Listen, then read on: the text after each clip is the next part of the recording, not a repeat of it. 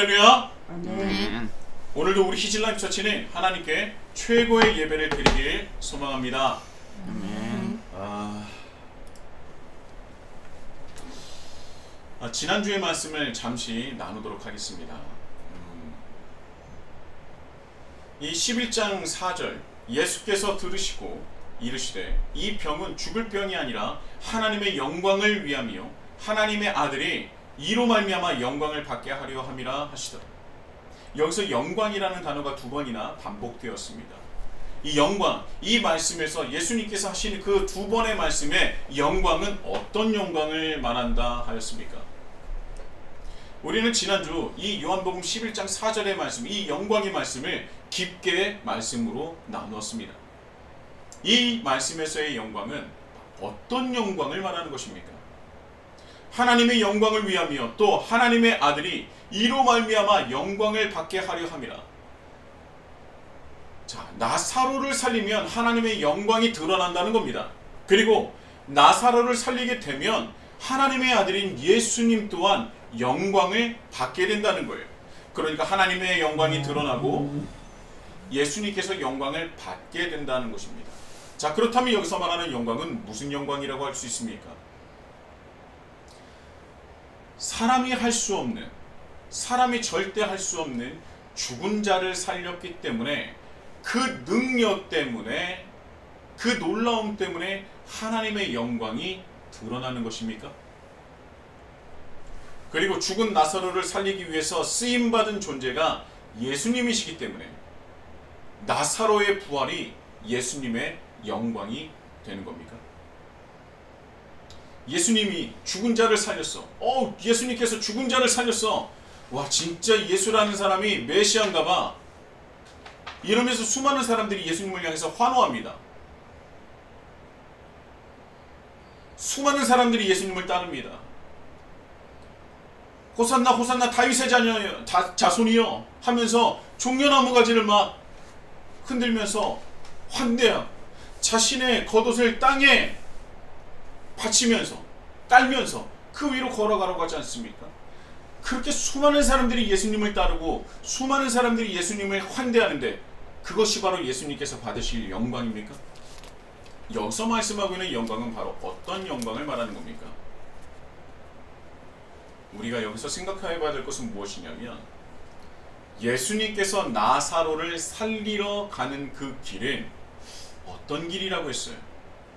어떤 길이라고 했습니까? 유대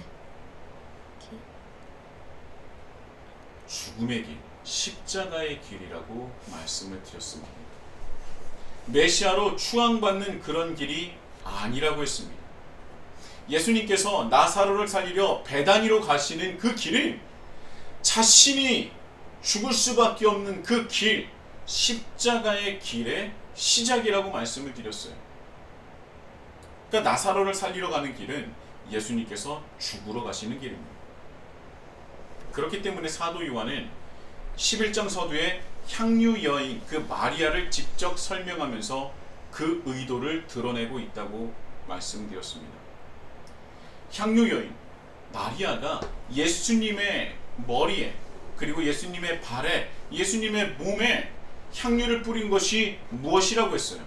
예수님께서 나의 장례를 예비하기 위함이다. 그 말씀이 요한복음 12장에 나오는데요. 그러니까 12장에 나오는 여인, 그 마리아 여인을 11장 서두에 언급하면서 이 나사로에 살리는 그 역사는 바로 어디로 이어진다? 예수 그리스도의 십자가, 그 장례로 연결되어진다는 것입니다. 그렇기 때문에요.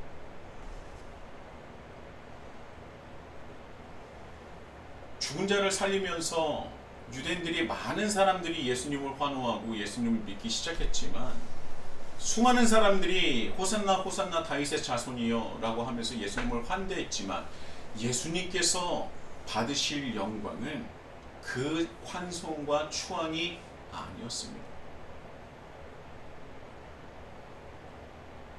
나사로를 살린 것, 그것은 예수님께서 이루신 메시아의 예언 중 하나일 뿐이라고 말씀을 드렸어요. 예수님께서 하나님의 아들이 이로 말미암아 영광을 받게 하려 함이라. 여기서의 영광은 수많은 사람들이 환호나 추앙, 높임, 따름이 아니라 바로 십자가의 길을 뜻한다고 말씀드렸습니다. 예수님께서 받으실 최고의 영광은 무엇이라고요? 십자가의 길이라고요. 십자가를 지시는 거라고요. 십자가에서 죽으시는 거라고요. 그것이 바로 예수님께서 받으실 최고의 영광이라는 겁니다. 자, 이 말씀을 두고 김혜곤 교수님께서 이런 말씀하셨다고 했어요. 나사로의 질병을 고치러 예루살렘에 가는 길은 먼저 하나님의 아들이 하나님 아버지에게 얼마나 순전하게 순종하고 하나님께 사랑을 받는 이인지 알게 되는 기회일 것이다. 그러니까 나사로의 질병을 고치고, 아니 나사로를 살리는 것은 얼마나 예수님께서 아버지 하나님의 그 뜻에 순전하게 순종하는지를 알려주는 계기가 될 것이다. 나사로의 죽음은, 더 나아가 나사로의 부활은 예수님의 십자가의 길을 뜻한다는 것입니다. 예수님께서 받으실 영광이라는 것은요, 우리가 하나님을 믿으며 받고 누릴 수 있는 최고의 영광과 동일한데요. 그것은 바로 하나님의 뜻에 순종하는 것입니다. 그것이 바로 우리가 예수님께서 받으신 최고의 영광이라는 것입니다. 하나님의 뜻을 깨달아 하나님의 뜻을 이룰 수 있는 그 영광, 하나님이 나와 함께 하시고 하나님께서 나를 이끄시고 나를 통해 일하시는 것, 그것이 바로 하나님을 믿는 우리들이 누릴 수 있는 최고의 영광이라는 것입니다. 예수님께서 나사로를 살리시며 받으셨었던 영광은 메시아로서의 추앙이 아니라 바로 하나님의 뜻에 순종하여 하나님께서 나를 통하여 일하심이 바로 영광이라는 거예요. 그래서 김혜곤 교수님이 한마디 더 하신다고 했죠. 나사로의 위독 상황이 하나님의 아들 인자가 십자가에 달려 하나님께 100% 순종을 바치는 계기가 된다는 것이다. 그 결과 하나님 아버지께 전적인 순종을 드리는 아들을 통해서 아버지 하나님이 영광을 받으신다. 자, 이 말씀이 바로 11장 4절의 말씀이라는 거예요. 예수님께서 받으실 최고의 영광은 하나님의 뜻을 순종하여 따르는 것이 최고의 영광이었는데, 예수님도 마찬가지로 또 우리가 하나님의 뜻을 알아서 그것을 그대로 순종할 때 받는 영광을 통해서 하나님의 영광이 이 땅에 드러나게 된다는 겁니다. 우리가 하는 순종을 통해서 우리가 받는 영광인데, 그 영광을 통해서 하나님의 영광이 이 세상에, 이 땅에 드러나게 된다는 거예요. 그것이 바로 요한복음 11장 4절의 말씀이라는 겁니다.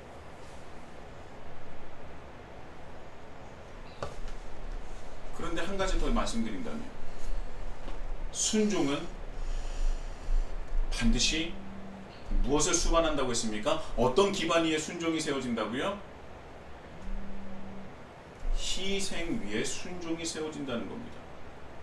희생 없는 순종이 없다는 거예요. 그리고 희생을 통한 순종을 통해서 사랑이 이루어지는 겁니다. 그래서 기독교를 보면은 희생의 순종을 위해 사랑이 이루어졌고, 그 사랑 위에 기독교가 세워진 겁니다. 그게 예수 그리스도의 십자가 사역이라는 거예요. 그래서 지금 2000년이 지난 지금도 우리는 희생의 순종을 통해서 사랑을 이루어야 하고, 그렇게 사랑을 이룰 때 이 땅 가운데 하나님 나라가 확장된다는 겁니다. 언제처럼요? 2000년 전 초대 교회 그리스도인들이 일어났었던 그때처럼 일어날 수 있다는 겁니다.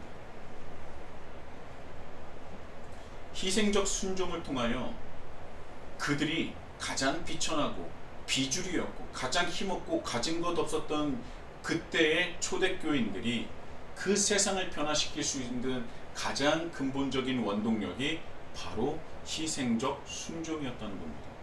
그래서 세상에서 보면 아무것도 아닌 자들이 로마를 변화시키게 되는 거예요.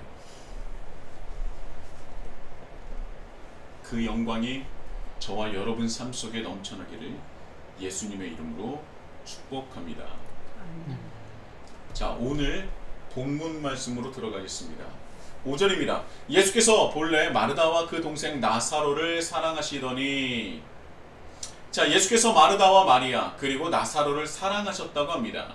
여기서 사랑이라는 헬라어 에가파는요 3인칭 단수 미완료형으로 이루어졌습니다. 그러니까 지금도 여전히 사랑하고 있음을 말씀하고 있는 거예요. 나는 너를 옛날에 사랑했었어, 참 그때가 좋았는데가 아니라 지금도 여전히 마리아와 마르다와 나사로를 너무나 사랑하고 있다는 것입니다.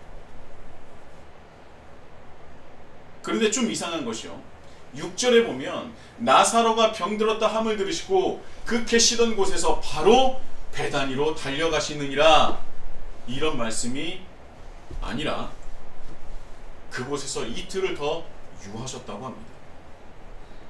자, 에가파라고 해서 내가 지금도 너무나 그들을 사랑하고 있다라고 말씀하시면서 병들은 나사로를 위해서 한 걸음으로 바로 베다니로 달려가신 것이 아니라 이틀 동안 그곳에서 더 유하셨다는 거예요. 왜? 예수님의 사랑이 적어서? 예수님의 사랑이 적어서 아니야 좀 더 아파도 돼, 이틀 동안 좀 더 아파도 돼, 아플 때 아픈 게 때로는 약이 되는 거야, 뭐 이런 마음으로 유하신 겁니까? 뭔가 있겠죠. 여러 신학자들은요, 예수님께서 이틀을 더 유하신 이유는 인간적인 두려움 때문이라고 해석을 하기도 합니다. 베단이라는 곳은요 예루살렘과 가까울 뿐만 아니라 종교 지도자들이 가득한 곳이기 때문에 지금 바로 좀 전까지만 해도 돌로 쳐서 예수님이 죽을 뻔하지 않았습니까? 그렇기 때문에 인간적인 두려움 때문에 이틀을 더 유하시고 준비하는 시간을 가졌다라고 해석하는 그런 신학자들도 있어요. 정말 예수님도 두려움을 느끼십니까? 예수님께서 두려움을 느끼십니까? 안 느끼십니까? 느끼실 수도 있을 것 같아요. 신이 두려움을 느낀다? 이거 웃긴 말 아닙니까? 여러분, 성육신이라는 것을 우리가 때때로 듣는데요, 이 굉장히 중요한 사건이죠. 하나님께서 인간의 몸으로 이 땅에 오셨다는 겁니다. 그분이 예수님이죠. 그것을 성육신이라고 하는데, 이 성육신은 특징이 있습니다. 100%의 무엇이 있습니까? 인성과 100%의 뭐? 신성이 있다는 거예요. 아주 정확하게 알고 있어요. 아주 정확하게. 이 성육신이라는 것은 특이하게도 100%의 신성과 100%의 인성을 모두 다 가지고 계신 것을 말합니다. 그것을 성육신이라고 해요. 예수님께서 인간의 몸으로 오셨기 때문에 인간이 어떨 때 가장 연약하고 두려움을 느끼고 힘들어하는지 직접 경험하신 것입니다. 그래서 알고 계신다는 것이죠. 그래서 우리가 예수의 이름으로 기도를 할 수 있는 것 아닙니까? 우리에 대해 아무것도 모르는 분이라면 기도할 때 의심이 들만도 하겠지만, 그러나 우리가 감사히 그리고 간절히 예수님께 기도하는 이유는 무엇입니까? 예수님께서 누구보다도 우리를 잘 알고 계시기 때문입니다. 성경에서는요, 예수님의 인간적인 모습이 나옵니다. 당연히 신적인 존재로서의, 그리고 또 메시아로서의 그 모습이 보이기도 하지만 지극히 인간적인 모습이 그대로 드러난다는 겁니다. 요한복음 11장만 하더라도요, 나사로가 죽어서 슬피 우는 이들을 보면서 먼저 불쌍히 여기셨다고 합니다. 불쌍히 여긴다는 것은 인간적인 감정이죠. 특히 35절에 보면요, 예수께서 눈물을 흘리시더라 라는 말씀이 있습니다. 오늘 이 요한복음 11장 35절에는요 예수님께서 눈물을 흘리셨다고 합니다. 죽은 나사로를 보면서 이 상황을 보면서 눈물을 흘리셨다고 해요. 예수님은 누구보다도 우리를 잘 알고 계십니다. 우리가 어디에서 넘어지는지, 우리가 무엇을 가장 겁내고 힘들어하는지, 우리의 슬픔 또한 공감하시고 우리의 아픔을 잘 알고 계십니다. 그래서 예수님께 기도하면 우리가 예수님 안에서 참 평안을 누리고 위로를 느끼고 경험할 수 있는 것이죠. 누구보다도 우리를 잘 아시는 예수님이 에가파, 우리, 저와 여러분을 여전히 사랑하시는 줄 믿습니다. 우리가 그 사랑 안에 거하면 되는 거예요. 자, 그런데 여기서 이해가지 않는 것들이 있어요. 아니, 그렇게 에가파 사랑하시는 분이 왜 이틀을 더 유하셨냐는 겁니다. 이해가 가질 않아요. 저라면 제가 너무나 사랑하는 이가 아프다고 하면요, 한 걸음에 달려갈 겁니다. 그런데 예수님께서는 이틀을 유하셨어요. 정말 두려워서입니까?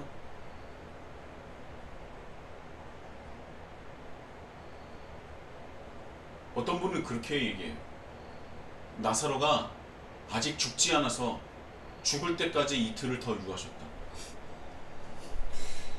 이런 생각을 하는 사람이 있는데 참, 아니, 아무리 생각이 넓게 해도 된다고 해도 뭐 이런 생각을 하는 사람이 있습니까?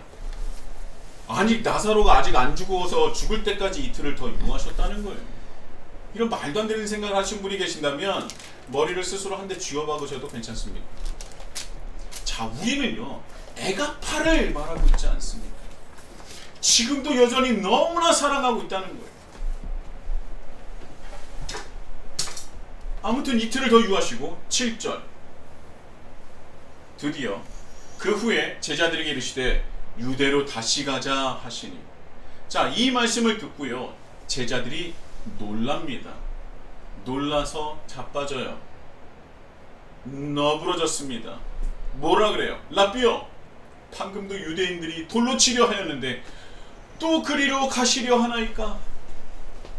여기서 돌로 치려 한다는 것은 요단강 저편에서 사역을 하실 때 돌로 치려 했는지 아니면 십장의 사건을 연상케 하는 것인지는 잘 모르겠습니다만, 확실한 것은 예수님을 죽이려는 시도가 종종 있었다는 것을 우리는 알 수가 있습니다. 그리고 제자들이 그때 유대인들이 돌로 치려할 때 예수님만 돌로 치려했겠습니까? 누구도 돌로 치려했겠어요? 그렇죠. 그와 함께하는 제자들도 돌로 치려했습니다. 그러니까 제자들은, 야, 죽을 뻔했는데 이제는 아예 그 본거지로 들어가자고? 나는 못해. 제자들이 두려워하고 있어요. 자, 제자들 입장에서 한번 생각해 보자고요. 마르다와 마리아가 찾아와서 당신이 사랑하시는 나사로가 지금 병들었나이다. 그때 제자들은 눈치를 봤겠죠. 이거 바로 지금 베다니로 가시는 거 아니야? 이거 큰일 났는데? 근데 예수님께서 이틀 동안 요단강 저편에서 계속 사역하시는 거예요. 자, 제자들은요, 마음이 놓였을까요? 안 놓였을까요? 놓였겠죠. 예수님께서 베다니에 안 가시기로 마음을 먹으셨나 보다. 점점 마음이 편해졌을 겁니다. 그런데 이틀 뒤에 갑자기, 자, 이제 유대로 다시 가자. 이 제자들이 깜짝 놀라는 거예요. 올 것이 왔구나. 베다니를 가자. 야, 돌 맞아 죽겠다. 이제 죽겠어.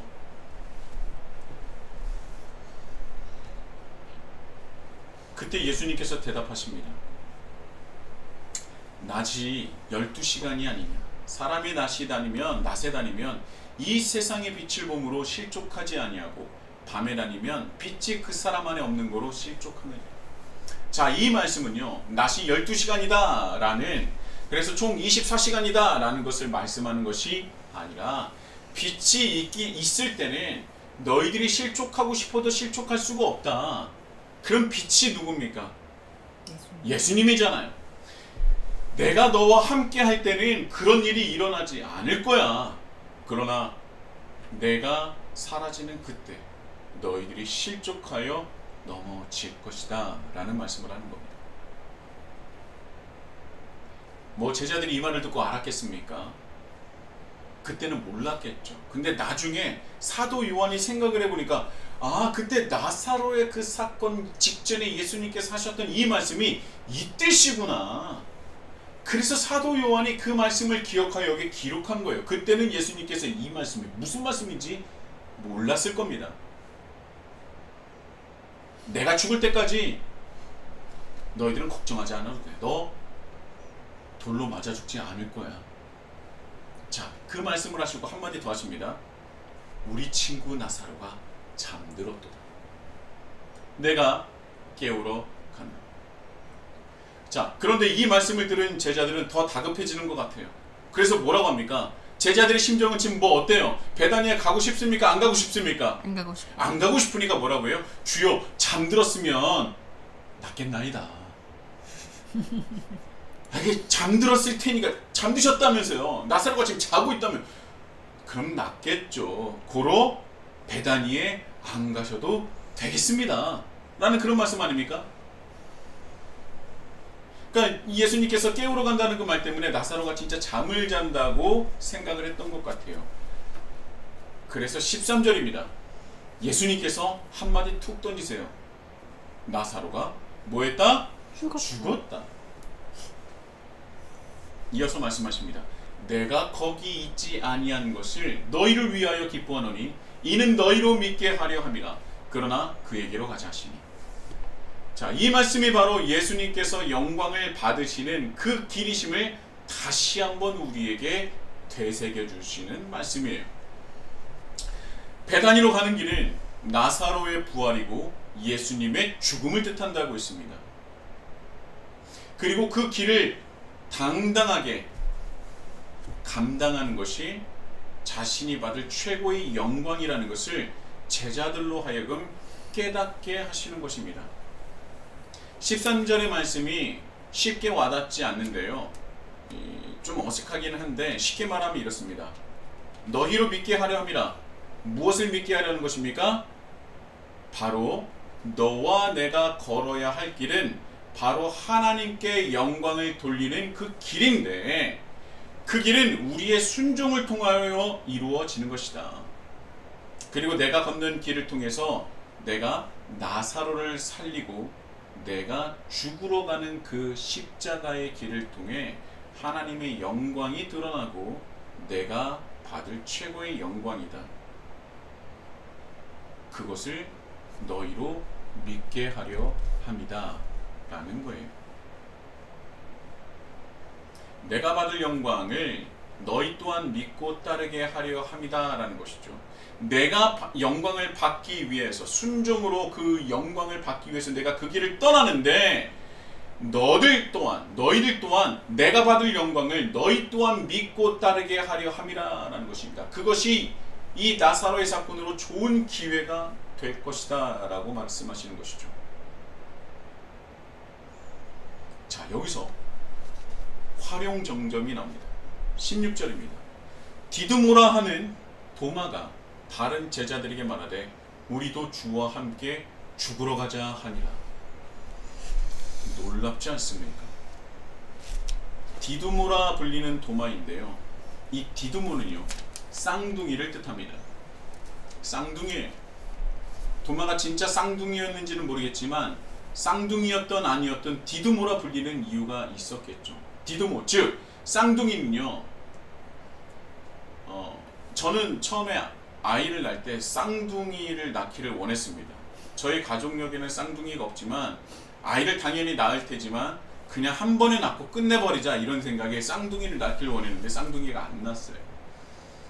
자, 지금은요, 쌍둥이를 낳고 싶어하는 사람도 종종 있지 않습니까? 그런데 예전에는요, 옛날 그 과거에는요, 쌍둥이는 부정함을 상징했습니다. 우리나라도 마찬가지지만 뭐 고대 근동이나 서양 역사도 쌍둥이는 부정한 존재였어요. 불길함을 상징했습니다.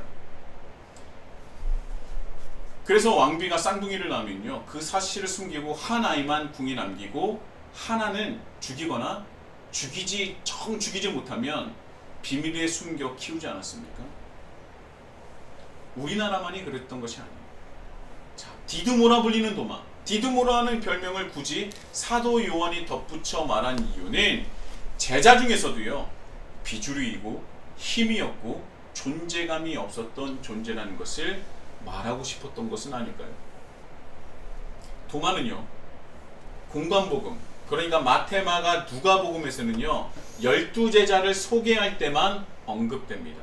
그런데 요한복음에서만 11장에도 언급이 되고, 우리가 잘 알고 있는 부활하신 예수님을 의심하여 그 못자국과 옆구리를 만지고서야 예수님임을 믿었었던 도마 이야기, 그 도마 이야기는 요한복음에만 기록되어 있습니다. 디두모라 불리는 이 도마, 제자들 가운데서도 가장 존재감이 없었던 그런 도마, 예수님께서 부활하신 것조차 의심했었던 그 도마, 그 도마가 예수님의 뜻을, 이 요한복음 11장의 그 말씀을 뜻을 조금은 알고 있었던 것은 아닐까?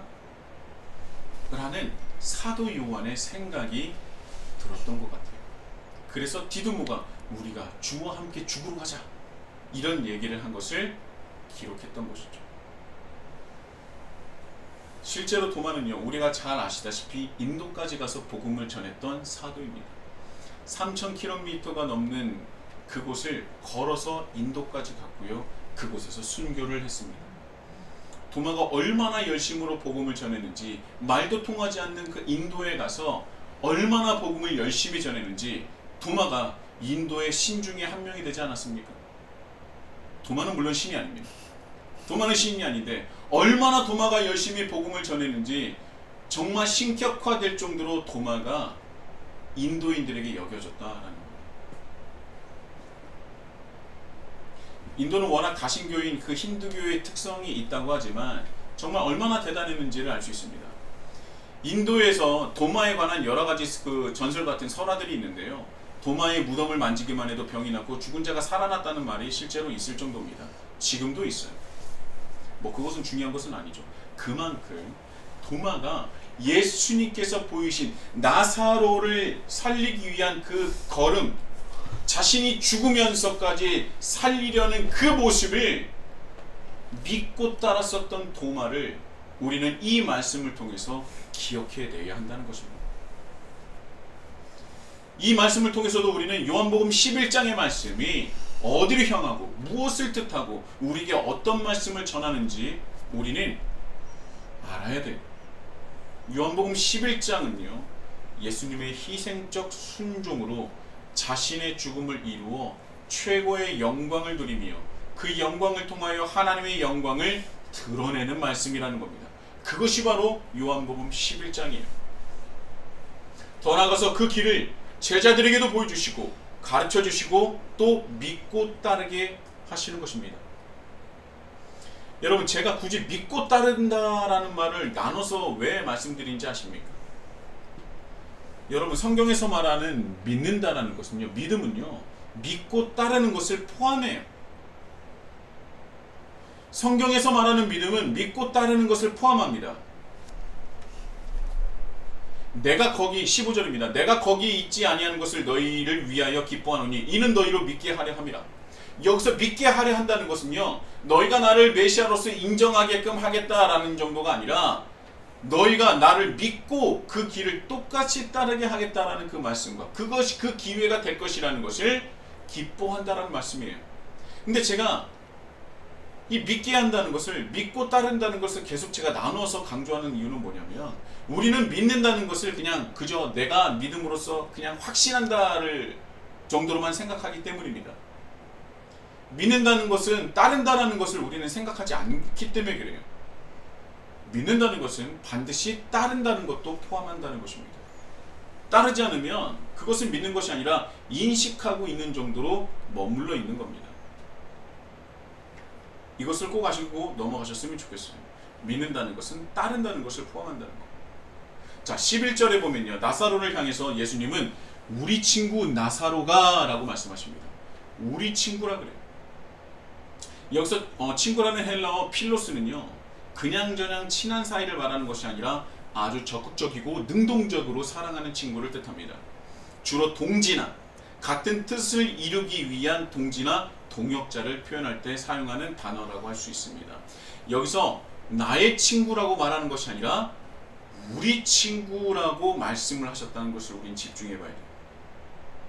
나사로는요, 예수님뿐만 아니라 누구의 친구이기도 했다는 거예요? 제자들의 친구이기도 했다는 겁니다. 그런데 제자들은요, 베다니로 가는 것을 무척이나 두려워하고 꺼려하고 있습니다. 여기서 우리는 기다리는 자와 가길 주저하는 자로 나눌 수 있습니다. 기다리는 자는 누구예요? 제자들. 마르다와 나사로와 마리아가 기다리는 거죠. 그러나 가길 주저하는 사람은 누굽니까? 예수님의 제자들. 제자들이죠. 자, 그렇다면 우리는 하나님의 뜻이 기다리는 자와 주저하는 자, 여기에 하나님의 뜻이 어디 있겠습니까? 기다리는 자의 마음에 하나님의 뜻이 있지 않겠습니까? 바로 믿고 따라야 할 타이밍이죠. 우리는 이런 생각을 할 때가 있습니다. 하나님의 뜻이 동쪽에 있을까 서쪽에 있을까? 하나님의 뜻이 저 사람에 있을까 이 사람에게 있을까? 하나님의 뜻이 저 회사에 있을까 이 회사에 있을까? 하나님의 뜻이 저 학교에 있을까 이 학교에 있을까? 하나님의 뜻이 이 음식점에 있을까 이 음식점에 있을까? 하나님, 저는 점심에 무엇을 먹어야 하나님의 뜻을 따르는 겁니까? 뭐 이렇게 기도하는 사람도 있지 않았겠습니까? 근데 하나님이 말씀하십니다. 내 뜻은 동쪽도 서쪽도 이 사람도 저 사람도 저 직장도 이 직장도 이 학교도 저 학교도 이 음식점도 저 음식점도 아니다. 하나님 입장에서는 동쪽으로 가든지 서쪽으로 가든지 이 사람을 만나든지 저 사람을 만나든지 저 직장에 가든지 이 직장에 가든지 하나님 입장에서는 아무 상관이 없습니다. 하나님이 보시기에 중요한 것은 너희가 동쪽으로 가서 어떻게 살아갈 것이냐, 너희가 서쪽에 가면 서쪽에서 어떻게 살아갈 것이냐, 네가 그 사람을 만나서 어떤 사람으로 그 사람을 섬길 것이냐, 네가 저 사람을 만나서 그 사람에게 어떤 영향력을 미치고 어떤 사랑하고 어떤 순종과 어떤 희생을 할 것이냐, 네가 직장에 가서 어떤 것을 위해서 일할 것이냐, B라는 직장에 가서 어떤 것을 위해서 어떤 목적을 향해서 어떤 것을 이루기 위해서 어떤 모습으로 직장 생활을 하겠느냐, 그것을 보신다는 것이죠. 하나님의 뜻은 거기에 있습니다.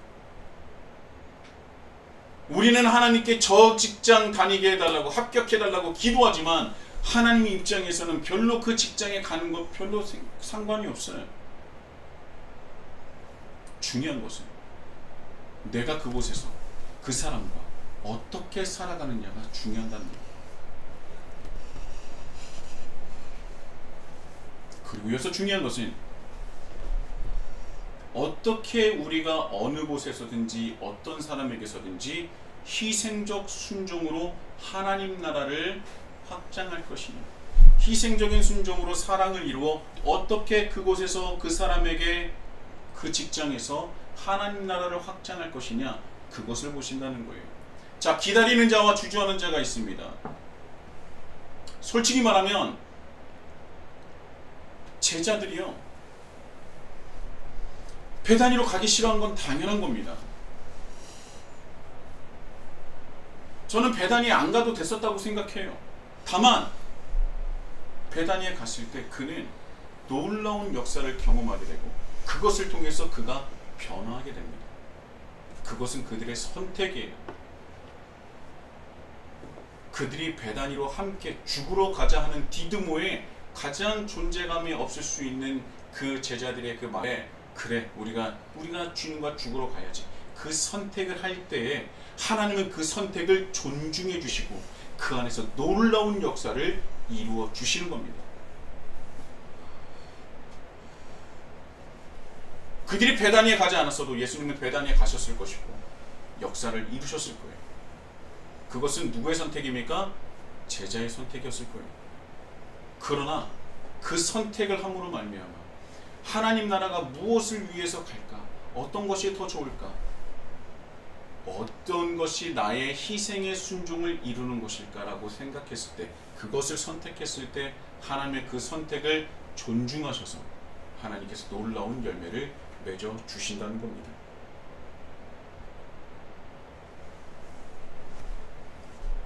희생적 순종으로 사랑을 이루어야 하고 그 사랑을 통해서 하나님은 하나님 나라를 확장하시는 것입니다. 저와 여러분은요, 우리를 예수님께서는 우리를 친구라 부르십니다. 필로스라고 부르세요. 우리의 친구 관수라고 말씀하십니다. 우리의 친구 동빈이, 동률이, 동건이 이렇게 말하고 있어요. 그리고 우리를 기다리시고 함께하기를 원하신다는 겁니다. 아주 적극적이고 능동적으로 직접적으로 다가가 친구를 맺는 것이 필요세요. 그렇게 우리를 친구로 부르시는 분이 바로 예수 그리스도 아닙니까? 우리의 최고의 친구가 바로 예수 그리스도 아닙니까? 우리의 친구이신 예수 그리스도와 함께 희생의 순종으로서 사랑을 이루시는, 사랑의 선택을 하시는 우리 히즈라이프 처치가 됐으면 좋겠습니다. 그때 하나님은 역사하십니다. 당신의 선택에, 당신의 걷는 거리에, 당신의 결단에, 당신의 그 결단에 이은 순종으로 인해서 하나님은 분명히 당신을 통해서 역사하실 겁니다. 이제 우리가 생각해야 될 것은 나의 순종, 나의 희생적 순종이 필요한 사람은 누구인가? 나의 희생적 순종을 필요한 곳은 어디인가? 나의 희생적 순종을 바라는 곳은 어디인가? 내가 필요를 채워줄 곳은 어디인가? 그곳을 찾아서, 그곳을 발견하셔서 그곳으로 가시면 되는 겁니다.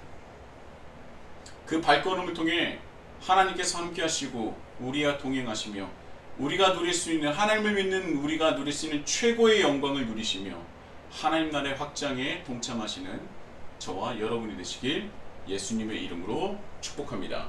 아멘.